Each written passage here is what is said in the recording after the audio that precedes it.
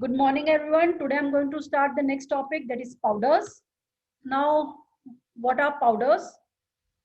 Uh, we discuss about the powders in dosage form.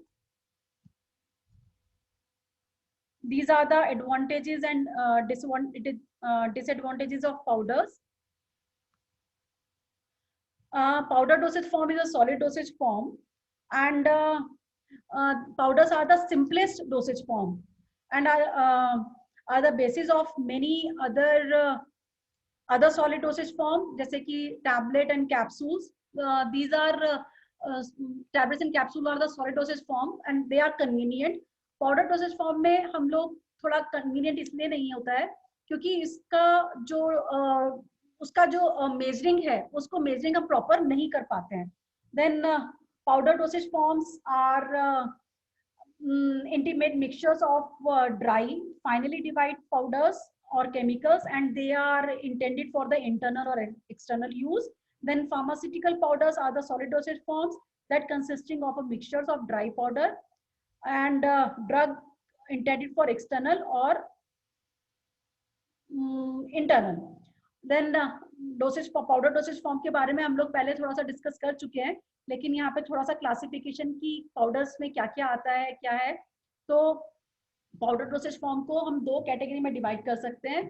तो पहली category रहेगी उसके कंपोजिशन पर बेस्ड और दूसरी कैटेगरी रहेगी as per its physical form. तो कंपोजिशन के फॉर्म में सिंपल पाउडर्स होते हैं और compound powders, and second category is according to its physical form. तो उसमें आते हैं fine powders, granules and moulded powders. ठीक है.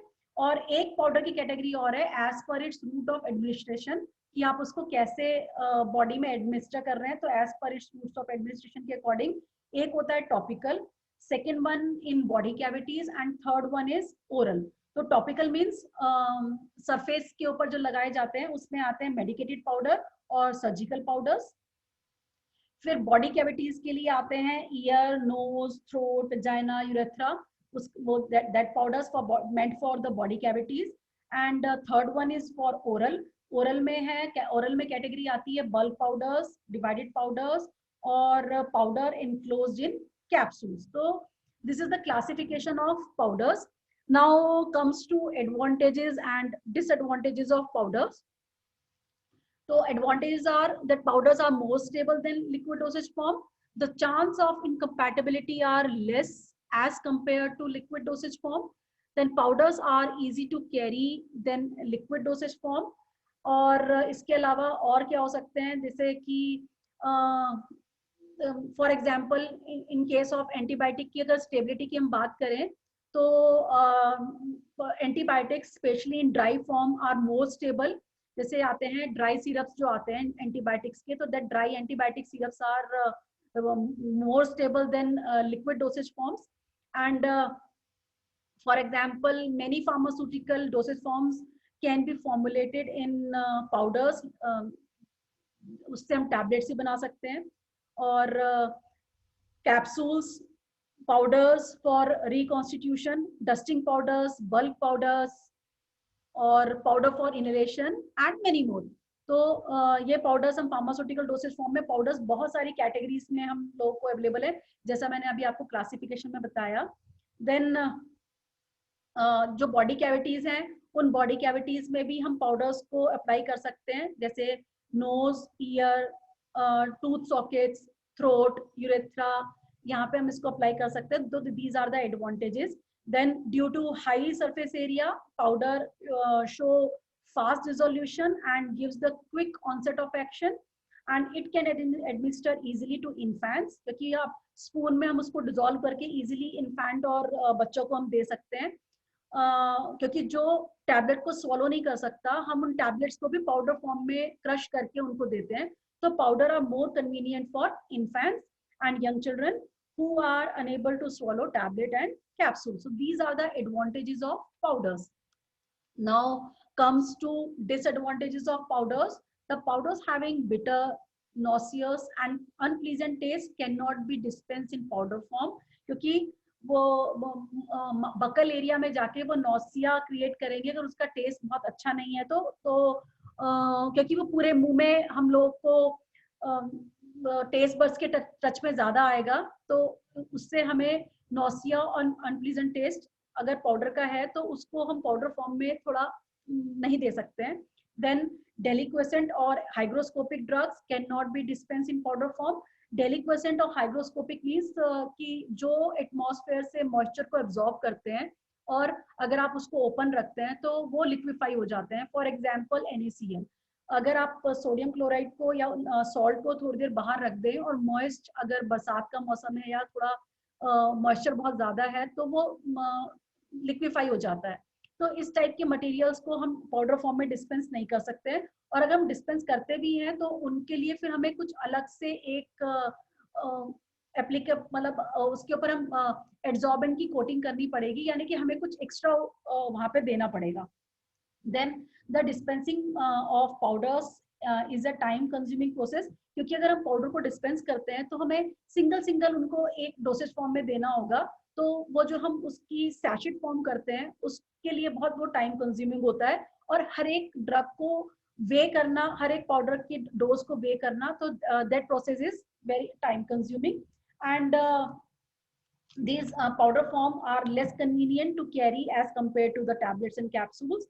Then less accuracy in dispensing potent drugs in powder dosage form. We cannot supply drug in powder form which are degraded in stomach. And divided powders are, ये जो मैंने बताया, जैसे हमारा जो divided powders हैं, अगर हम बोल रहे हैं कि single single देना है, तो they are very time consuming. So these are the advantages and disadvantages of powders. Then there are methods of preparation of powders. तो सबसे पहले पाउडर में हम उनको वे करते हैं, मिक्स करते हैं. तो during mixing and weighing sometimes वो पाउडर थोड़ा अगर स्पिल आउट हो रहा है तो हमारी डोज, या अगर मुझे लगता था कि ये 20 डोज बनेगी तो might be that should be 18 और 19, तो ऐसा हो सकता है. तो you have to very sincere during transferring, during weighing और मिक्सिंग के टाइम पे आपको बहुत अवेयर रहना पड़ेगा कि आपका जो पाउडर है वो पूरा उस कंटेनर से बाहर आ जाए और स्पिल आउट ना हो. So during powdering, weighing and mixing, there is a loss of powder which cannot be avoided. Therefore, calculation one extra powder is needed. The dispensing balance are not very sensitive. It is difficult to weigh the quantity less than 2 grain or 100 mg on the dispensing balance are not very sensitive. तो अगर आपको powder की weighing करना है तो आपके पास sensitive balance होना चाहिए. Then there are method of mixing of powder. Number one is spatulation and second one is trituration. And third one is geometric dilution, then sifting and then tumbling. So these are the steps कि starting में हम कैसे उसको mix करते हैं. There are methods of spatulation, trituration, and आप उसको कैसे geometric dilution से उसको add कर रहे हैं, फिर हम उसको shift करते हैं, then tumbling होती है powders की. Then next comes to packaging of powders. Powders may be wrapped in paper or dispensed in bulk powder in a wide mouth container. Then wrapping of powders, किस पे, जो हमारा white glazed paper, यानी कि जो paper है, that paper should be smooth glazed, क्योंकि अगर वो paper smooth नहीं होगा तो might be हमारा जो powder है वो उस पे stick हो सकता है. तो that white glazed paper is generally used for wrapping. And the powder are in the following manner. First, cut the required size of paper in a suitable size. For example, 120 millimeter or 100 millimeter, जैसा भी आपका dose है उस dose के according हम अपने paper को cut करते हैं. Then arrange the paper with their long edges and turn up the long edge of each paper to about 1/7 of its width. Then जो आपका पेपर है उसका जो लॉन्ग एज है उसको आप टर्न करें 1/7, यानी कि पूरा हाफ फोल्ड नहीं करना है, हमें थोड़ा सा उसकी विड्थ के अकॉर्डिंग उसको वहां तक लेके जाना है. और जो बचा हुआ पार्ट है उस पार्ट को हमें उसके ऊपर टर्न करना है. अब आपका जो पेपर है उस पेपर के सेंटर में अपने ड्रग को आपको प्लेस करना है, अपने पाउडर को आपको प्लेस करना है. Then this packet are arrange in pair. Then flap to flap, अगर जो आपका जो एज के बाद में जो फ्लैप बनेगा वो फ्लैप को, एक फ्लैप को दूसरे फ्लैप में इंसर्ट करना है. और अगर आपको उसको और थोड़ा सा सिक्योर स्टेबिलिटी देनी है, सिक्योरिटी देनी है, तो आप उसको इलास्टिक बैंड से सारे जो हमारे पैकेट्स हैं उन सारे पैकेट्स को एक साथ रख के ऊपर से उस पे इलास्टिक बैंड से उसको सिक्योर भी कर सकते हैं। तो ये जो मेथड है पेपर रैप करने का, ये हम इसमें सैशेट बना करके हम अपने पाउडर्स को डिस्पेंस कर सकते हैं। तो ये हमारा प्रोसेस है जो हम बात कर रहे थे कि ये हमारा पेपर है। इस पेपर पे हमने थोड़ा सा यहाँ पे फोल्ड किया स्लाइटली, फिर हमारा जो बचा हुआ पेपर है उस पेपर को हमने उसके ऊपर ओवरलैप कर दिया सेंटर में अपना पाउडर प्लेस करके, और फिर ये प्लेस करने के बाद हमने इसको उसके ऊपर जो हमारा ये वाला फोल्डिंग थी, इस फोल्डिंग के ऊपर हमने अपनी दूसरी फोल्डिंग को पैक किया। फिर उसको पैक करने के बाद हम इसको अपोजिट करते हैं और इस फ्लैप के अंदर हम उसको इंसर्ट कर देते हैं। Next comes to classification of powder. The powder are classified as, number one is bulk powder for internal use, bulk powder for external use, simple and compound powder for internal use, powder enclosed in sachets and capsules, and compressed powder tablets. इसके अलावा मैंने आपको और जो बताए थे दूसरा classification हमने किया था एज पर इट्स कंपोजिशन और एज इट्स फिजिकल फॉर्म, तो वो हमारा क्लासिफिकेशन थोड़ा डिफरेंट है। देन नेक्स्ट, अब मैं आपको ये बल्क पाउडर, हमारा जो हम पाउडर है हम उनको दो कैटेगरी में ले रहे हैं मेन, कि बल्क और सिंपल पाउडर। बल्क मीन्स आपका, आपने एक कंटेनर में जैसे हमारे पास इनो है, तो इनो जो है वो हमारा सिंपल है कि आपने वो सैशेट ओपन किया और एक बार में पूरा ओपन कर दिया है, लेकिन जो इनो बॉटल में आता है वो हमारा बल्क में है। तो इस टाइप का जब आपका मल्टी डोसेज फॉर्म है वो बल्क है, और अगर सिंपल आता है तो दैट आर सिंपल। और तो पहले बात करते हैं हम bulk powder for internal use. Bulk powder are dispensed in bulk. Powders are dispensed in bulk when accuracy of dosage is not important, supplied in wide mouth container that permit easy removal of a spoonful of powder. For example, bismuth powder. तो यहाँ पे हम जब bismuth powder की बात कर रहे हैं तो ये हमारा बिस्मथ पाउडर है, calcium carbonate 75 grams, heavy magnesium carbonate 75 grams, sodium bicarbonate 25 grams and bismuth carbonate 25 grams. जो हमारा प्रिस्क्रिप्शन है उस पर हम लोग ऐसे ही मेंशन करते हैं। तो ये हमारा प्रिस्क्रिप्शन ऑर्डर है, ये हमारा हो गया यहाँ पे सुपरस्क्रिप्शन, ये हो गया हमारा इंस्क्रिप्शन, ठीक है। तो ये इसमें आपको पूरा बताया है कि आपको कौन सा कंपाउंड कितना कितना लेना है, और आपको यहाँ पे ये भी बताया जा रहा है कि सब्सक्रिप्शन में कि उसको पाउडर बनाना है।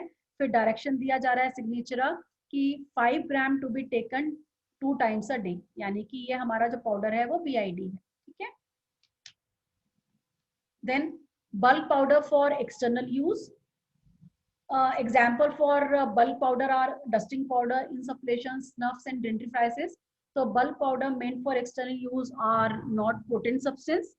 These powders are supplied in cardboard, glass or plastic containers, which are often designed for the specific method of application. The bulk powders which are commonly used for external applications are dusting, insufflations, snuffs and dentifrices. Then what are dusting powders? Dusting powders are categorized into two.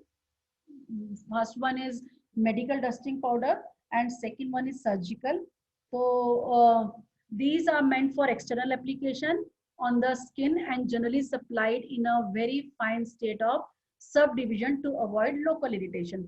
यहाँ पे हमारे जो powders हैं उन powder का जो size है that should matter.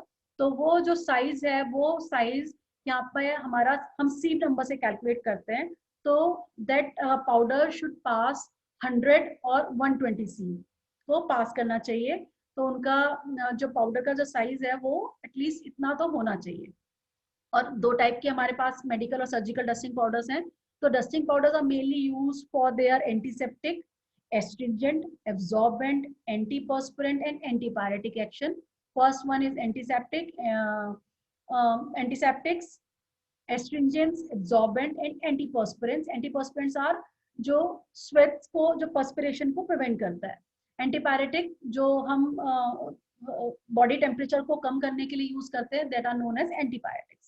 And the dusting powders are generally considered to be non-toxic, but the inhalation of its fine powdered ingredients by infants may lead to the pulmonary inflammation. Then example of dusting powder. So first one is purified talc, sterilized. यहाँ पे हम जो purified talc लिखा हुआ है, talc के आगे हम हमेशा लिखते हैं sterilized, क्योंकि जो भी चीज हमें मिनरल सोर्स से मिलती है, ठीक है, ये जो हमें जो भी चीज हमें मिनरल सोर्स से मिलेगी, for example talc, for example kaolin, है ना, तो जो भी चीजें हमें मिनरल सोर्स से मिल रही हैं, उस मिनरल सोर्स को हमें स्टरलाइज करना पड़ता है, क्योंकि इसके अंदर जो बैक्टीरिया जो हो सकता है वो टेटनस हो सकता है। तो उस टेटनस को से प्रिवेंट करने के लिए हम इसको हीट करते हैं अबव 160 डिग्री सेंटीग्रेड, क्योंकि अगर इससे ऊपर हम इसको हीट नहीं करेंगे तो टेटनस जो है वो सरवाइव कर सकता है। तो यहाँ पे हमारे पास जो जितने भी ये हम मिनरल सोर्स से जो पाउडर लेते हैं, दैट शुड बी स्टरलाइज। तो यहाँ पे मेंशन किया हुआ है स्टरलाइज फॉर्म में है। Then purified talc is 50 grams, starch 25 grams, zinc oxide 20 grams, salicylic acid 5 grams, और इसका हमें पाउडर फॉर्म करना है। और direction is applied on the affected area 2 और 3 टाइम्स अ डे, यानी कि जहां पर भी आपको जो इन्फेक्टेड एरिया है उस अप्लाइड एरिया पे आपको अप्लाई करना है। इसीलिए अगर ये टैल्क को हमें यूज करना है इसलिए क्योंकि हो सकता है ये आप ओपन वुंड के ऊपर लगा रहे हैं या तो वो बॉडी में टिटनेस क्रिएट कर सकता है। Then next comes to insufflation. So these are medicated dusting powders meant for reduction of the body cavities such as nose, throat, ear, and vagina with the help of applicators. That applicators is known as insufflators. So the following difficulties are, however, generally faced while using the insufflators. It is difficult to obtain a major quantity of a drug as a uniform dose, and it gets blocked when it is slightly wet or powder used is wet. तो अगर हम इसको use कर रहे हैं सप्लेटर्स को, तो कई बार मतलब ऐसा होता है कि हम लोग यूनिफॉर्म क्वांटिटी को इनहेल नहीं कर पाते हैं, या फिर अगर हमारे पाउडर में थोड़ा सा भी मॉइस्चर है तो माइट बी वो वो पाइप को ब्लॉक कर देता है। तो ये इसके साथ कुछ थोड़ी प्रॉब्लम्स आती हैं। Then next comes to snuffs. These are finally divided solid dosage form of medicament which are inhaled into nostrils for its antiseptic, bronchodilator, and decongestion action. Snuffs are dispersed in flat metal box with hinge lids. तो ये जो हमारे snuffs हैं ये specially हम लोग bronchodilator या nostrils के थ्रू यूज करते हैं। Then next come to dentifrices. Dentifrices जो है वो स्पेशली बकल हाइजीन को मेंटेन करने के लिए जो भी चीज यूज की जाती हैं उनको हम डेंटिफ्राइसिस बोलते हैं। तो डेंटिफ्राइसिस जो है वो है, जस्ट वेट,